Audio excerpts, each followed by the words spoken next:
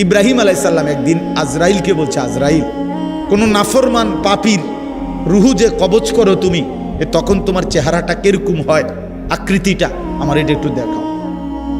হযরত ইব্রাহিম আলাইহিস সালামকে আজরাইল বলছে, আল্লাহর কসম হে নবী, আপনি সহ্য করতে পারতেন না, আপনি এটা দেখতে চাইেন না। ইব্রাহিম আলাইহিস সালাম বললেন, না, আমার একটু হলেও দেখাও।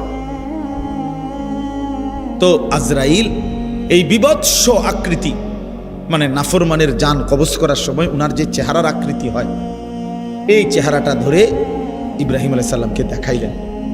বিশ্বাস করেন, এই কিতাবে আছে, ইমাম কুরতুবীর কিতাব। ইব্রাহিম আলাইহিস সালাম একটা চিৎকার মাইরা বেহুশ হয়ে গেছে।